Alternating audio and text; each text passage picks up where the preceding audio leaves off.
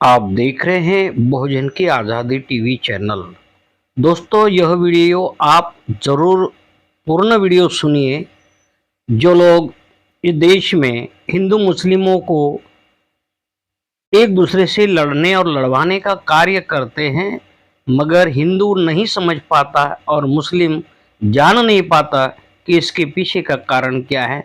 हम आपको यह वीडियो बताने जा रहे हैं। पारसी समाज इन सबसे गुजारिश करता हूं कि इस भयानक व्यवस्था को आप समझिए। नुकसान आपका बहुत है। मुसलमान तो है वैसे भी 15-16% जो होगा, लेकिन इसके व्यवसाय कौन से है? ये व्यवसाय को तुम छू नहीं सकते या ये व्यवसाय कोई छीन नहीं सकता। जैसे पंचर की दुकान है, आप थोड़ी छीन पाओगे। मुसलमानों को कितना भी मारा जाएगा, फिर भी आपकी गाड़ी पंचर होगी तो दुरुस्त करने वाला तो मुसलमान ही। आप जाओगे तो उसी के पास, तो उसको रोजी रोटी मिलनी है। रिपेयरिंग का सेक्टर जो है ये कोई छीन नहीं सकता उससे। वेल्डिंग का सेक्टर है, ये कोई छीन नहीं सकता उससे। मोटर रिवाइंडिंग का सेक्टर है, ये कोई छीन नहीं सकता उससे।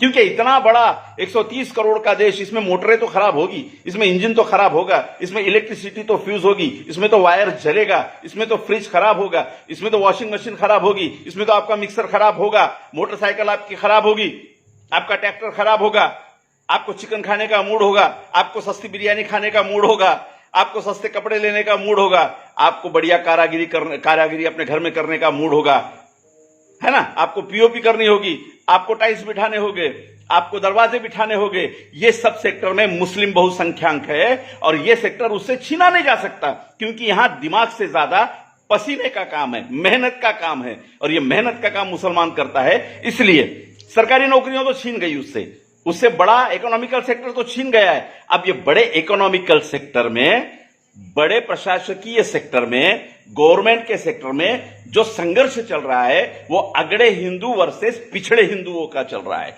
लेकिन अगड़े हिंदू पिछले हिंदू को अधिकार और भागीदारी न देने के लिए बीच में मुसलमानों को डालकर दिखाते रहते हैं कि पिछड़े हिंदुओं, तुम्हारा सबसे बड़ा दुश्मन मुसलमान है। अरे मुसलमानों के पास में नौकरियां नहीं है और वो किसी ऐसे अधिकार के पोस्ट में नहीं है कि हिंदुओं की नौकरियां नकार सके। वो ऐसे बैंकिंग पोजीशन में नहीं है कि हिंदुओं का लोन नकार सके। वो ऐसे कमांडिंग पोजीशन में नहीं है कि अब पुलिस में, मिलिट्री में हिंदुओं का प्रवेश रोक सके। वो ऐसा एजुकेशनल सेक्टर में भी नहीं है कि वो हिंदू समाज के लोगों को कहे कि तुमको टीचर प्रोफेसर करके नहीं लेते। वो स्वास्थ्य के क्षेत्र में नहीं है कि हिंदू डॉक्टर को कहे कि तुझे कुछ नहीं मिलता चल जा। वो कृषि क्षेत्र में नहीं है कि किसानों को बोलेगा ए तुम हिंदू किसान हो, तुमको कुछ नहीं मिलता, आत्महत्या करो।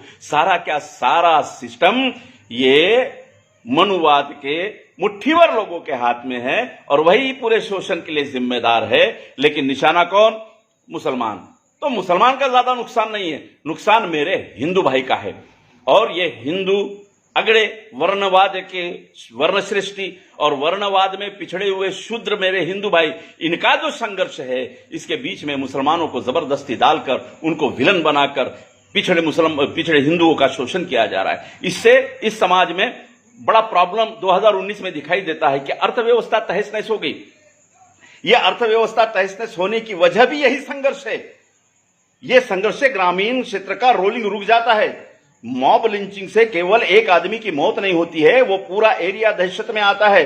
बैल बाजार खत्म हो गए, बैल बाजार ठप हो गए। ये बैल बाजार केवल मुसलमानों के नहीं थे, कुनबी और किसानों की अर्थव्यवस्था इस बैल बाजार पे चलती थी। आज पूरे साल में गोवंश जो खेती के काम का नहीं होता है, उसका 30 से 35% निकालना पड़ता है मार्केट में। ये 30 से 35% जो मेरे किसान भाई है, हिंदू भाई, उनका वो गोवंश है जो खेती के काम का नहीं है। उसे बेचकर ही वो नए खेती के उपयोग में आने वाले जानवरों को खरीदता है। लेकिन वो पूरा क्या पूरा मार्केट ठप पड़ा है। जो चमड़ा 700-800 रुपए में जाता था, आज 20 रुपए में भी कोई नहीं लेता है।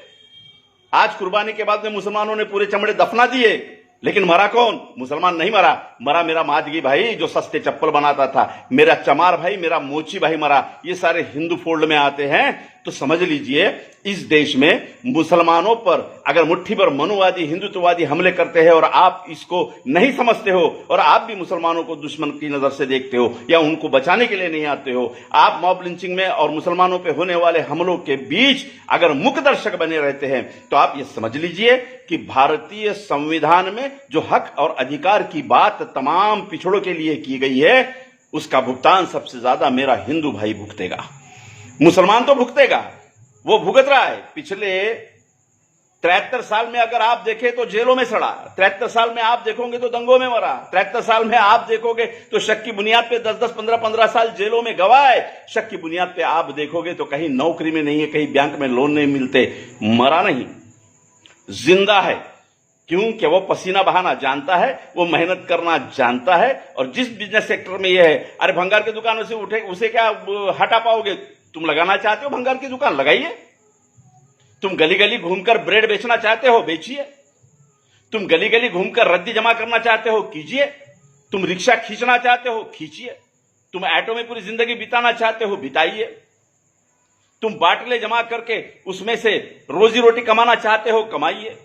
मुसलमान मेहनत पे जीता है और मेहनत पे जीने की वजह से वो बाकी सेक्टर में नहीं है, वो ऐसे शोषणवादी सेक्टर में नहीं है जहां हिंदू भाई का शोषण हो। इसके बावजूद भी एक खेल कि हिंदुओं के पिछड़ेपन के लिए मुसलमान जवाबदार, इस देश के लिए मुसलमान जिम्मेदार, ये बात के लिए मुसलमान जिम्मेदार, वो बात के लिए मुसलमान जिम्मेदार। मेरे हिंदू भाई होशियार हो जा, वरना महात्मा ज्योतिबा फुले, शाहू महाराज, छत्रपति शिवाजी महाराज, डॉक्टर बाबा साहब आंबेडकर ने तुम्हारे लिए जो काम किया है, वो काम ये मुट्ठी भर वनवादी लोग बर्बाद कर देंगे और तुम फिर पेशवाई के गुलामी में आने वाले 500, 600 न जाने कितने सालों तक फिर लपेटे रहोगे। इसलिए सावधान हो जाइए। धन्यवाद।